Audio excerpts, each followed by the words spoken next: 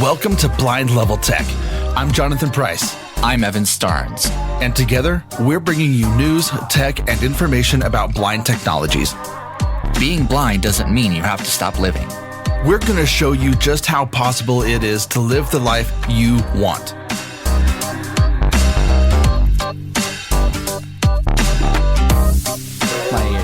What's up, Jackwagon? Not much. Why wasn't your Apple work? Watch work? Oh my goodness. Well, welcome to that. Why wasn't it working? Well, I got no speech. Okay, there we go. So there's a bug in watchOS 10 where the speech will just occasionally fail, and the only way to fix it is to either wait for it to like fix itself or like restart VoiceOver. So bit of an interesting issue, but. And then my Outlook, I was logging into my Outlook to grab the link, and it was like, oh, well, we can't load the page, but you can try and sign in again, and tried it again and got the same thing. There are days that I absolutely love and hate Outlook all at the same time. Yep, same. Like today is fully one of those. It is fully one of those days. So I don't know if you noticed this or not, but Squadcast just did a massive update. Yes. At least to the back end. And so if you guys are hearing this, we are recording in lossless audio. So our audio is going to be even better Lossless? Than it. What did I say? Did I say lossless? Yeah. Lossless. Lord, oh my gosh. I need to go have more cups of coffee. Oh, that means 40. I have a second one right here. I'll give you here's some virtual coffee for you. I appreciate that. Oh, love ESMR. Mm-hmm. In 48 kilohertz. Right, 48 kilohertz. Dude, I'm so this last weekend was my son and daughter's birthday, and I got them a trampoline. Oh, that's exciting. So I was putting it together, and my back hurts so bad. And I'm only 39, but I'm sitting in my chair with a heating pad on my back. And I'm like, how old can I feel in one day? Dude, but it was an amazing party. It was a 7-Eleven themed party, and it was so much fun and lots of friends and that's awesome. Cake and they love the trampoline, so they're it's hard to get them off of it now. So and it'll be it's a lot of fun. So how was your week, Evan? Week's been pretty good. I know last week was a little interesting, but yeah, this week's off to a great start. I've been using the new health state of mind tracking features to just kind of track how I'm feeling throughout the day. Not because I want a diagnosis, but just because it's stats and I like patterns. And if I can get like an audio graph of my that shows my mental well-being throughout over a month, that would be so cool to look at. That's awesome, man. Well, I have a special treat for you because joining me and us today is Samuel, and I'm going to butcher your last name, so I apologize. Samuel Foulkes. How do you?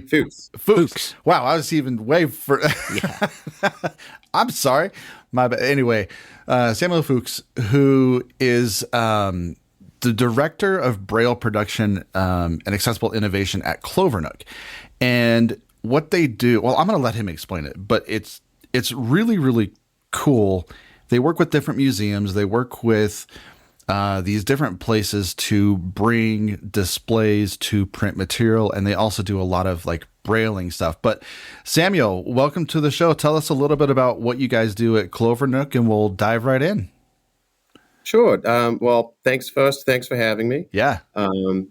It's always a pleasure to talk about the work that we do here at Clovernook and share it with folks. So for those who don't know anything about Clovernook or haven't heard of us, we are located in Cincinnati, Ohio. We were founded in 1903 by a pair of sisters, one of whom was blind. Wow. They had this idea to create a home for blind women and approached William Proctor of Procter and Gamble. So Oh, wow. P&G is one of the big companies here in Cincinnati. Yeah. And persuaded him to purchase a property and about 30 acres of land. And so they opened Clovernook Home for the Blind in 1903. But they quickly decided that they wanted to add employment to the mission of their organization. Yes. So at the time in Cincinnati, we were one of the biggest printing cities in the world. It was second only to New York around the turn of the century. So a lot of the early donors and benefactors were these big titans in the publishing and printing industry. So they had the idea of providing Clovernook with a printing press. Wow. And so in 1914, we began printing Braille, although at the time it was not Braille. It was a different tactile language called New York Point that was more predominant. It was a four dot system. And in the 1920s, we switched to Braille as it increasingly became the standard in the U.S. So today we are still primarily a Braille producer. Mm-hmm. We are the largest producer of Braille by volume in the world. We print about 30 million pages a year. Wow. Whoa. And about 75% of that is federal. So if you're aware of the National Library Service, which is a division of the Library of Congress, they provide accessible versions of books and magazines to libraries and individual subscribers. And so we produce and have for the last 70 or so years of the program produced a lot of those materials for them. The other 25% or so is a mixture of private publishers and corporate accounts. And that's mostly what we've done throughout our history. We still have an employment focus. So about half of our staff here are blind or low vision. Wow. All the way from the board and senior leadership down to the production floor.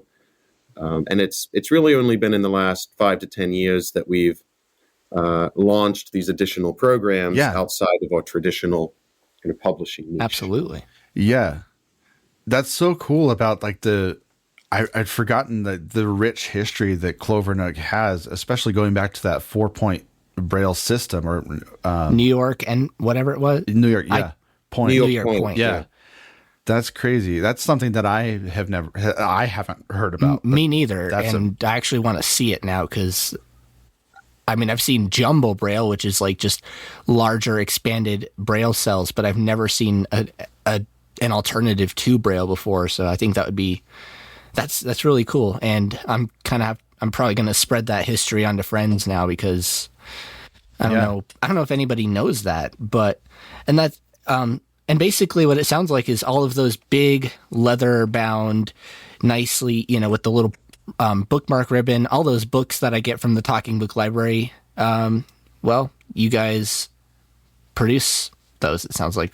Yeah, we make a lot of them. And just to backtrack for a second, I think you could do an entire podcast on the history of Braille and tactile. Oh, sure. That's because there are so many different systems, especially in the late 19th century, early 20th century. There are all these competing tactile alphabets. Yeah. Some of them that look quite exotic, like Moon type, which is a very, it is not a dot-based system. It's a raised shape-based system that was quite popular in England. And so you had all these different competing alphabets, and it wasn't until the early 20s they actually had a treaty, an international treaty that established Braille as the standard. Wow. And most people then switched over to producing and educating in the 6-dot Braille That's system. straight up incredible. And if you'll let me be a little bit more nerdy about please. Braille. Yes, nerd out, please.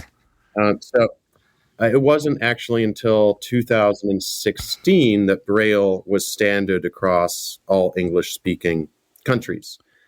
So even up until 2016, England had slightly different Braille from the U.S., had slightly different Braille from New Zealand and Australia.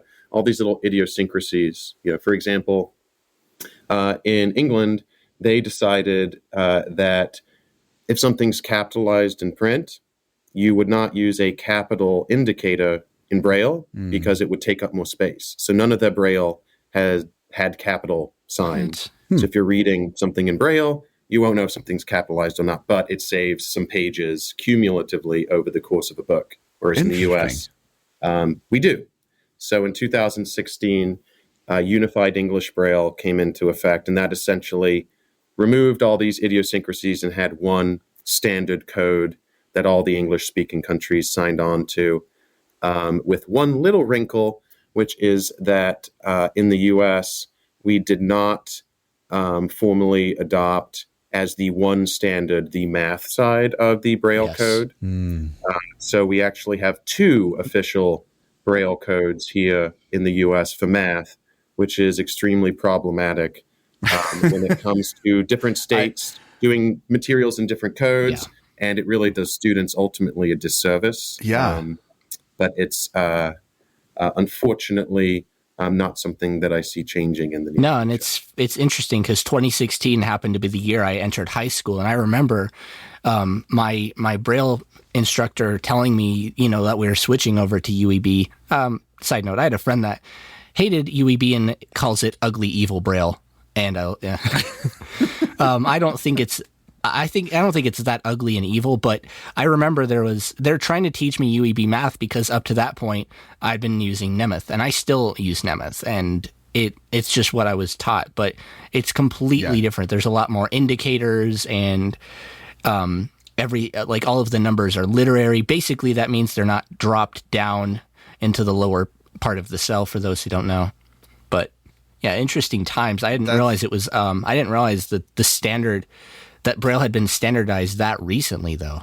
Even as early as 1920, the standardization of Braille was, that's very interesting. And it is. You guys can't see it on the screen, but I'll try to describe this through audio. So I'm going to kind of describe your office, Samuel, because you've got some amazing photos and some pictures on your wall, and I can't tell exactly who they are. I think one of them is Louis Braille. Is that one?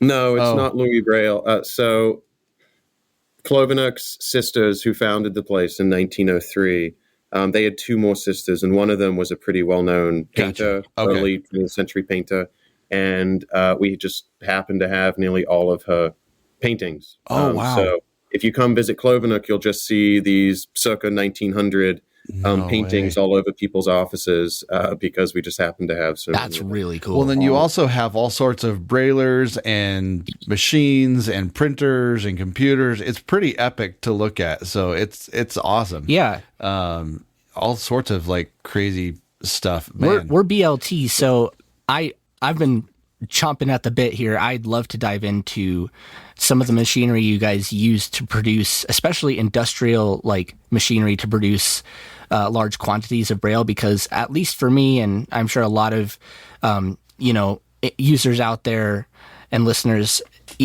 most of us are used to your just bog standard embossers, your Juliets, your Index, if you want to go way back, your Braille Blazers, all those little small form factors. But never before have I, and I'm sure a lot of people haven't seen what exactly goes into industrial grade Braille. So I was hoping we could dive into that.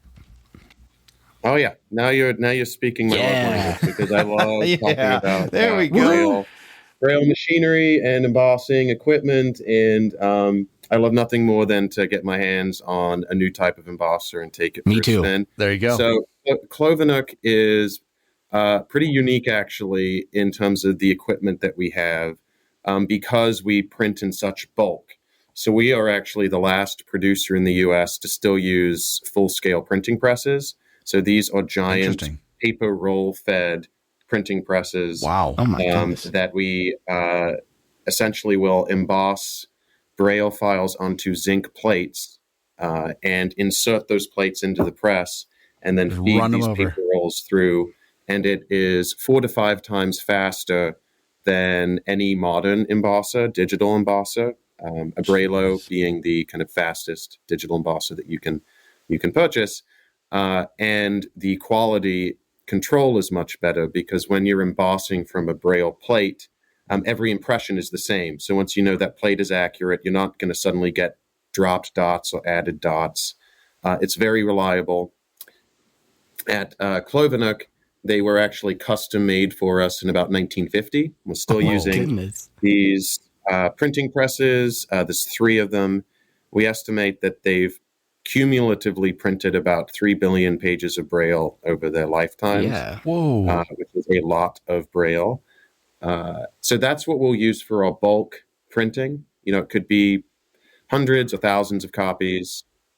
We also use Heidelberg presses. So a couple folks still use those. National Braille Press in Boston has a couple. And those are adapted ink printers from the 1950s, 60s that have been stripped and adapted to take Braille plates. And those will take single sheets. Right. Gotcha. So those large presses, which are, about 12 feet long that I mentioned, those are for the insides of publications. It's just white paper getting embossed with Braille. But when you have sheets that need ink and Braille, so think like the front and back of a Braille magazine, or the title inside of a Braille book, we do McDonald's menus, and those are print and Braille. Yep. Those are pre-printed, and then those sheets are fed through this Heidelberg press. Wow. So that's our bulk kind of industrial equipment. We have, I believe, 7 Braillos here that we'll use for smaller runs. So those books that we produce for the National Library Service, generally, we're only producing 30 to 50 copies cumulatively for state libraries. So it doesn't make sense to put it on a printing press. We'll emboss them on Braille. Absolutely. Right. Well, I want to put the speed of these industrial machines into perspective for some people, because most bog standard Braille embossers, at least the ones I've used, usually print about maybe a page every minute, at least, and some of them have gotten down to 30 seconds. I imagine now the Index DB5 is not the fastest embosser, the Braille is, but how many pages per second do those big old industrial machines fire off? So generally on the presses, we're printing 4 pages at once. So we're printing long sheets that are double-sided, so interpoint Braille. So that, for those of you who aren't familiar with Braille, is when you emboss Braille double-sided on a piece of paper and it's slightly offset on the reverse so that the embossing on one side doesn't impact the embossing on the other side. Absolutely. Wow. And we'll run those 2 across because ultimately they're going to be collated and folded and stitched into a folded publication. Right. So it's kind of facing pages. And those can do, so if you think of it as 4 pages, is 1 sheet coming out, and it's about 2 sheets a second. Oh my goodness! So that's 8 pages a second, I guess. That's blazing. Well, it just goes to show you that products made in the 1950s still are made with high quality, unlike the stuff that we have today that's designed to fail in 5 years. Yeah, which it's stupid. So that is, it reminds me of like the old regular printing press, where you would take the letters on the rubber stamp, and that's kind of what it reminds me of. You put them in the right order and then make sure it's all right, and then run the ink across it with the paper on it. It reminds me very much of that. So that's absolutely incredible. You were telling me about last time we were talking about children's books that you guys are getting ready to come out with, or that you're working on. Tell us a little bit more about some of those books that are coming out. Yeah, that's one of my favorite products that we make here, print Braille books. So these are books that have print and Braille, and typically we're producing these with see-through plastic sheets with Braille that overlay the print. Nice. So we produce those for the Library of Congress, National Library Service, in very kind of ornate library quality hardcover binding books. Wow. And those plastic sheets those were interesting to emboss. We initially were printing those on our Heidelberg presses, but the static that the plastic gave off, we had to dress the thing up like a Christmas tree with all this tinsel to try to get them to not stick on the insides of the press because of the static. So we actually moved to, and this is my favorite embosser to use personally for projects. It's very common, but the Index Everest DV5, cool, very versatile. We now emboss all of our plastic sheets on these sheet-fed embossers. Nice. You can adjust the size. It takes all sorts of different materials. And one of my projects here at Clovernook was to develop a low-cost version of these print Braille books. Wow. So, we're producing these books for the Library of Congress. They cost about $100 a piece to make, but we wanted to produce something that was more affordable. So we developed an alternate format using the same type of plastic. These books cost about $3 to $5. And they are kind of the cornerstone of one of our initiatives that we've launched in the last few years. This one looks to impact literacy in East Africa by partnering with schools and providing them with early reading materials. I love that. That's incredible. If you think of when you may have learned print, reading print, you had early reading storybooks that have illustrations. They're usually kind of fun little stories. And those don't really exist in Braille outside of the U.S. And so we wanted to provide that and see what the impact would be on learning and Braille literacy rates. And the really cool part, the part that I find extremely fun, is that we also print and design 3D models. That's what I was going to get into next. Perfect segue. Oh, man. Thank you for perfect. that. Go for it. Keep going. So, again, think of those print books that you may have read when you were a child. And they typically have illustrations, and those illustrations convey meaning. They reinforce various aspects of the story typically. And we didn't want Braille readers to miss out on that experience. And so what we do is we'll take the book, and the book itself is culturally relevant. We take care to make sure that there's stories that are relevant to, say, whether it's Kenya or Uganda or Rwanda. And we'll select objects from the story, and we'll print them. And so each book comes with a kit. So, for example, a storybook about an elephant and a rabbit, where the elephant chases the rabbit into a pumpkin patch and he hides in a pumpkin. It may come with a elephant model, a rabbit model, and a pumpkin model where you can take the top of the pumpkin off and hide the rabbit inside. Oh, I love that. Make it interactive and fun. And that's been a thing for a while, because I remember as a kid, you used to be able to get these books from the Library of Congress that had, my first one was a Braille version of Frosty the Snowman, and it had a stuffed snowman that you could put things like Velcro pieces on and, build it. And that's cool. They even came with audio cassettes back then too, but I'm glad that you guys are doing that like globally now.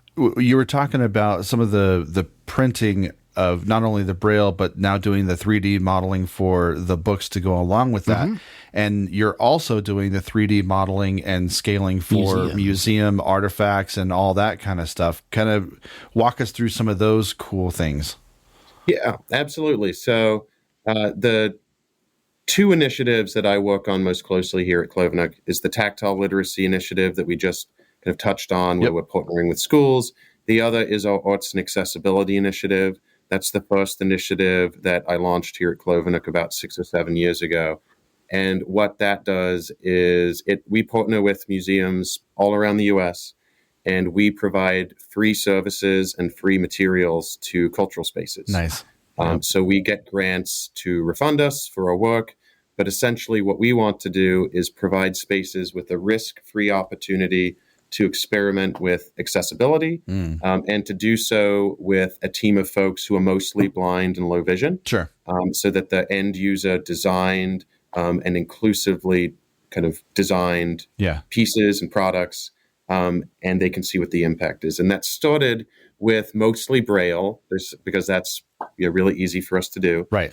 But we've since expanded into tactile graphics, audio description, large print, tactile QR codes so that folks can access exhibit content more easily, and most recently, 3D printing and scanning. And that is really a game changer, and it's very recent that we've added that here at Clovernook with the scanning capability. Okay. But producing a tactile graphic, a traditional tactile graphic, takes a lot of time. Right, yeah. It requires a lot of design work, and it can take a couple months for a project to close out. With a 3D scanner, you can go up to an object within 5 minutes, have a scan of that object, print it in a day. Filament's very cheap. It costs about 50 cents to $1 to print a lot of our models. Wow. And they are exact replicas, typically of objects that can't be touched. So examples would include, ancient Egyptian sculptures from 1500 BC, right. Bronzes from 1650, doing exact large replicas of objects that folks can touch. Folks can print their own. Museums can offer them as a part of their tours and as a part of their educational programs.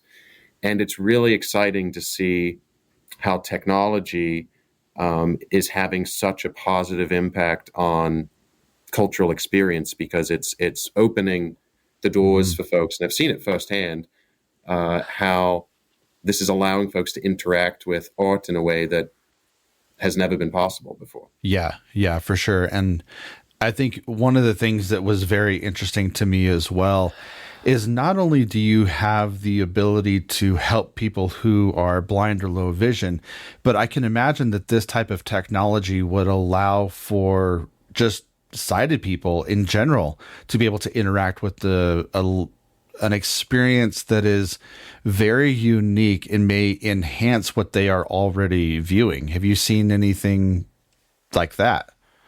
Oh, absolutely. I mean, the best kind of access is accessibility that improves everyone's experience, because it's more likely then to be a common offering. And you see that with audio, like good audio description, right?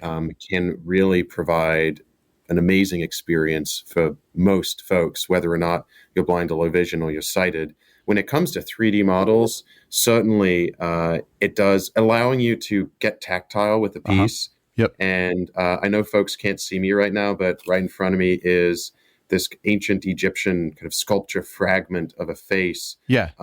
And it's just really interesting to feel the textures of like the nose and the eye and the kind of the break along the top where it must have shattered thousands of years ago.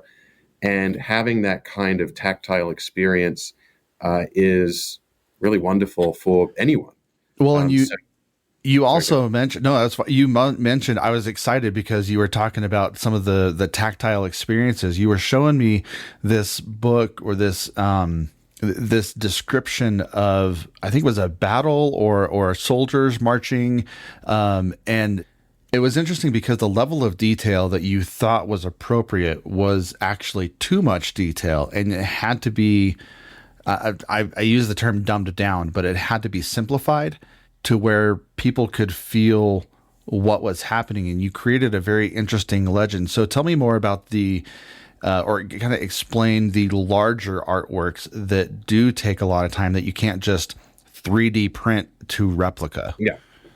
Yeah. So that's where it becomes pretty much an art to produce something like that. Yeah. And if you have a painting that has a lot of content in it, if you try to replicate that painting exactly, it's going to be most of the time far too cluttered and confusing for a tactile reader to distinguish what's going on. Sure. Even with additional guidance or description, right? Having raised lines and textures all over the place is going to make it indistinguishable. So what we'll do is essentially, taking as an example, that painting you mentioned, which was, I believe it was March to Valley Forge. It's a painting at the Museum of the American Revolution. It's Washington on a horse, hundreds of soldiers marching behind him in the snow. It's snowy on the ground. There's trees all over the place. And so to replicate all of that would make something far too cluttered. So the first thing we do is we ask the museum to mock up an image of the painting. So circle the things that are important in the painting for the museum. Yeah. Because we're not art historians. We don't know what's contextually important given their exhibit. Right. Maybe the exhibit is focused on costumes. Maybe it's exhibited on nature in the Revolutionary War. We don't know what the focus is. Right. So they'll circle the items that are most important. Washington on a horse, troops behind him, bloody footprints in the snow, some of the trees. And we will then take those elements and decide what can we put in as, a literal representation. So what's going in looking like it does to a sighted person on this tactile piece. And what do we need to reduce to an abstraction? Right. And by that, I mean, in this particular instance, the marching soldiers behind, we reduced to just a texture. Yeah. And then we'll have a texture key on the side of the graphic that says, hey, anytime you feel this texture, those are marching troops behind Washington. Gotcha. So it's a way to convey the information, even if it's not a literal, tactile representation. But bear in mind, all of this drafting work is being done typically by someone who's sighted, who has their idea of this would be a good texture, this would be a good shape. So the most important step for us is our surveying process. So we'll take the graphic, have end users read it, and give us very candid feedback. We have a group here at Clovernook who love to be extremely candid about what works and what doesn't, and I love it. So they'll say, this really isn't working for me. This is a nice texture. This one's too similar to this other texture. And I'd say in nearly every instance, we end up going back and making revisions and making changes. And typically, we always find that we need to simplify further. Very cool. Because you're restricted in the amount of size that you have on these graphics. And it's just an interesting tension between literal representation and kind of abstract representation of information. That it's always a fun project. They just take a long time. So we can't do too many of them. That's incredible.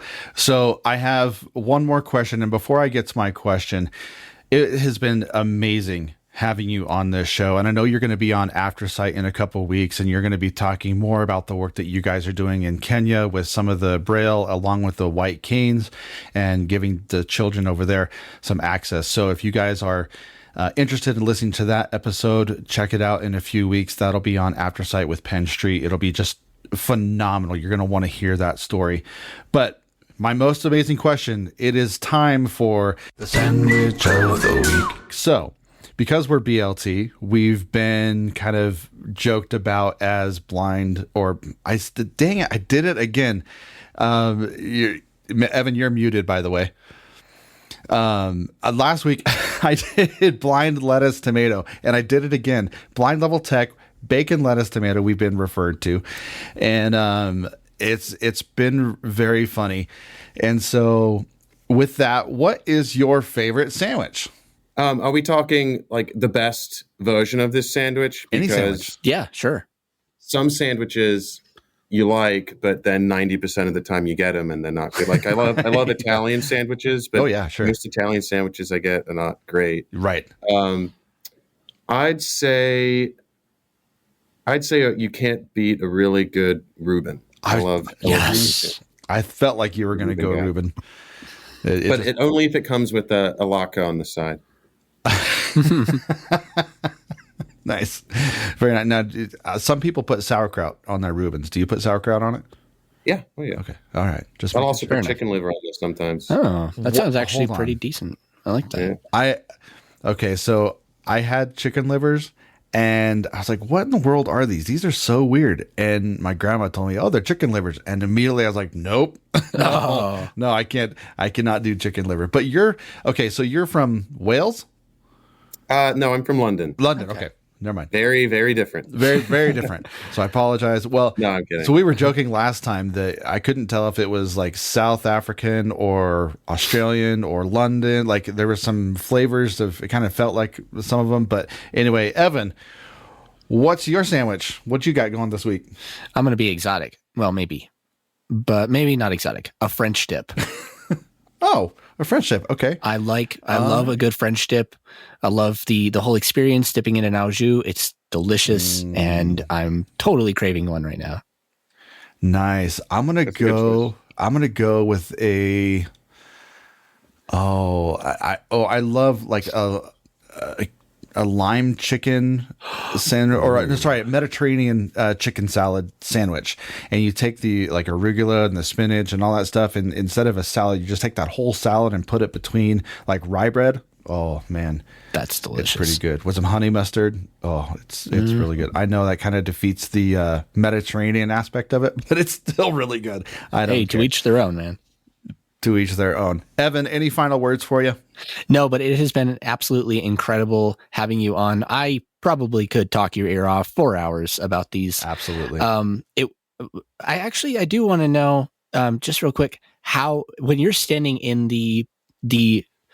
when you're on the production floor, basically, how loud is it? Like, what's it sound like? So the printing presses are very loud. You have to wear ear protection if you're working them. Yeah. I can hear them from pretty much any place on the current floor that I'm on. Some people call it the heartbeat of Clovernook because it's always this kind of dull roar that you can hear in the background. This like.